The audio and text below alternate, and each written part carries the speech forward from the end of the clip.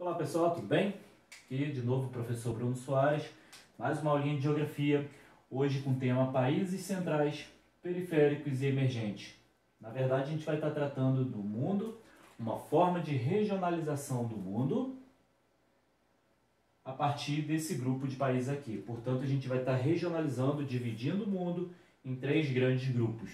Então nosso objetivo aqui é compreender quais características vão ser marcantes no grupo de países que vão estar pertencendo aos chamados países centrais, aos periféricos e os emergentes. Quem são esses e por que assim são chamados, ok?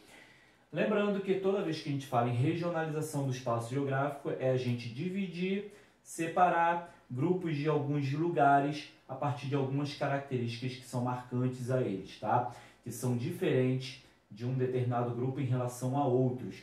Então a gente já tratou de regionalização do espaço geográfico mundial, por exemplo, países do norte e países do sul, que foi a última que a gente viu.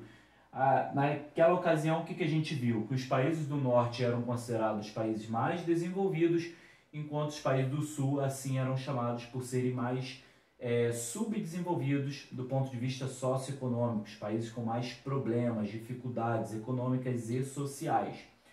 Vimos que essa nomenclatura do norte e do sul não se referia necessariamente à questão da linha do Equador, mas a esse índice de desenvolvimento socioeconômico.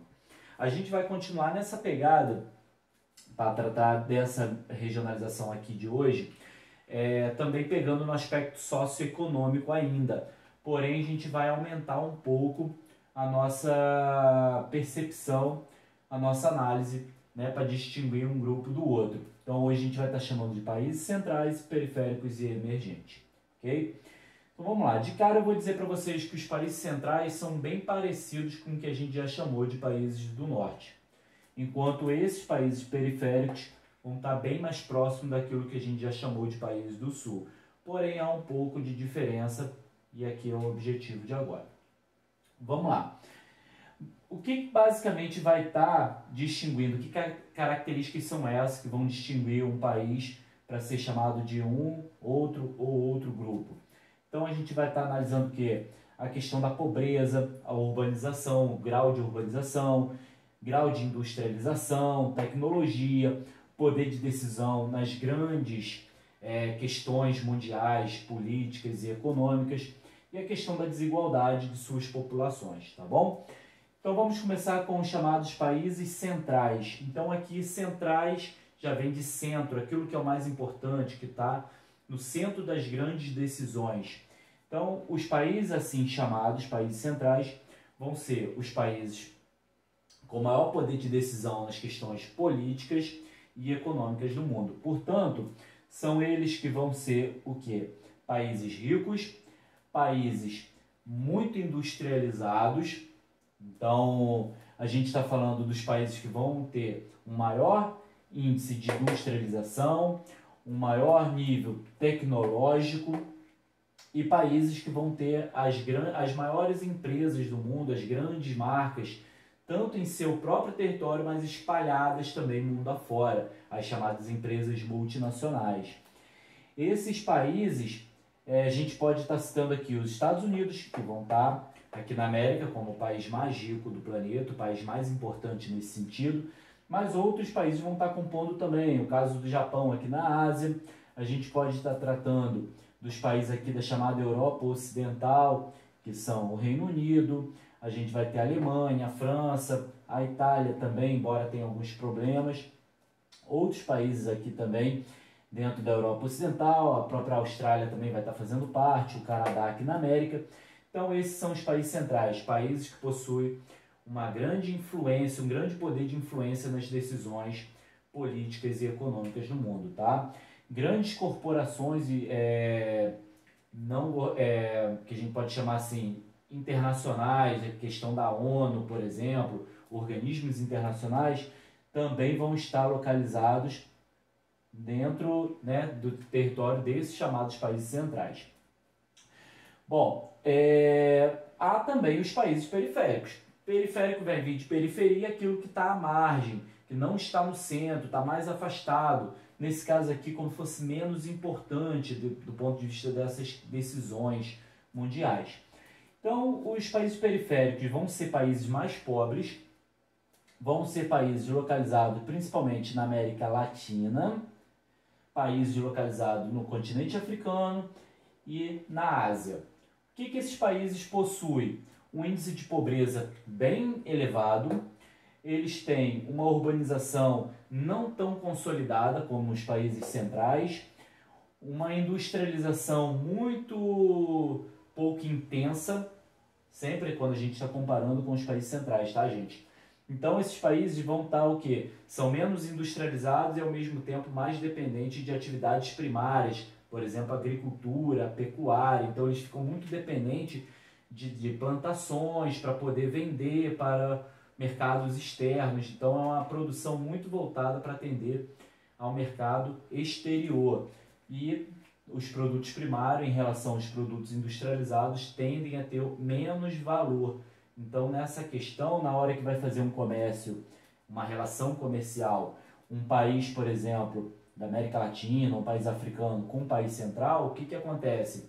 Você vai estar fornecendo, por exemplo, café, enquanto você vai ter que comprar desses países centrais notebook, carro, ou seja, há uma disparidade muito grande no valor dos produtos em que você vende e o que você compra. Então você acaba comprando coisas muito mais caras do que aquilo que você está vendendo.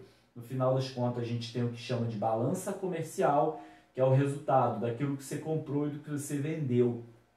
Então, quando você gasta mais comprando do que o que você arrecada, sua balança comercial acaba sendo desfavorável para você, ou seja, você está tendo que gastar mais do que você arrecada. Isso não é legal para as economias dos países, tá? Os países periféricos geralmente são desfavoráveis nessa relação. Bom, o que marca muito esses países periféricos é a questão do seu passado também. São países que vivenciaram processos de colonização impostos principalmente por países europeus, lá na época do colonialismo, da colonização, o imperialismo, que vai estar marcando aí quase 500 anos de história. Então, ao longo de muito tempo, vamos pensar o Brasil. Portugal veio aqui e explorou o Brasil durante séculos. Isso deixa a marca nos países. A gente vai sendo muito explorado, nossa riqueza durante muito tempo é levada para esses países que no cenário atual vão estar sendo considerados países centrais, enquanto a gente acaba ficando nesse grupo mais secundário, tá? Então, o que os países periféricos possuem em comum em termos de passado? Essa relação colonial que eles vivenciaram, tá? Eram colônias, enquanto os países centrais, em geral, foram metrópoles, ou seja, os exploradores. Vai haver também um terceiro grupo chamado de países emergentes. Quem serão esses países emergentes? É óbvio que muitos países, o mundo não fica estático, então os países, alguns vão melhorando, outros vão piorando, faz parte da dinâmica das sociedades. Então alguns países, por exemplo, que eram considerados periféricos, e aí eu vou incluir o Brasil aqui agora, ao longo de muito tempo, vivia com todo esse cenário que eu acabei de descrever dos países periféricos, mas que nos últimos 100 anos, alguns um pouco mais, outros um pouco menos, passaram a ter um nível de desenvolvimento muito considerável em relação ao cenário que havia antes. Porém, ainda não chega a ter essas características dos países centrais. Então, é meio que tivesse ali, no meio de caminho, passar a apresentar uma industrialização bem significativa, é o caso do Brasil, que nos últimos quase 100 anos passou a se industrializar bastante, mas outros países, como a própria Argentina, a gente vai ter países aqui no Sudeste Asiático também, o México, são países, a China, são países que passaram a se industrializar, passaram a ter um grande desenvolvimento econômico. O Brasil hoje é um dos países mais ricos do planeta, por exemplo. A China é o segundo país mais rico do planeta, porém o fato da China ser o segundo país mais rico do planeta não vai colocar a China como um país central, mas ainda como um país emergente. E é aí que a gente vai entender aqui, não vai ser somente uma questão econômica, mas vai envolver também questões sociais. Por exemplo, vai encontrar naquele país ainda um quadro de desigualdade social muito considerável, concentração de renda, concentração de riqueza na mão de uma minoria. Então, a riqueza não está bem distribuída para a sua população. Então, são países que, embora, do ponto de vista do todo, sejam países até ricos, caso do Brasil é bem emblemático para isso, essa riqueza não é bem distribuída e o país lida com muitos problemas. Então a gente vai falar aqui o quê? Falta de habitação, alguns países têm grande parte de sua população vivendo ainda com a questão da fome, a questão do transporte público, uma urbanização que acontece de modo não planejada, então vários problemas vão estar acontecendo nas cidades, a questão da violência urbana, e a pobreza ainda acaba sendo muito marcante. Embora, quando se compara com os países periféricos, a gente vê que há um salto de qualidade nesse sentido, tá bom? Então, esses países emergentes aqui, eu vou destacar os BRICS. Quem serão os BRICS? O BRICS, na verdade, seria uma sigla para a gente estar falando de B de Brasil, Rússia, Índia, China e África do Sul. São países emergentes que possuem essas características que eu acabei de citar, porém é um grupo de países que está com uma importância muito grande, porque tem um mercado consumidor muito grande.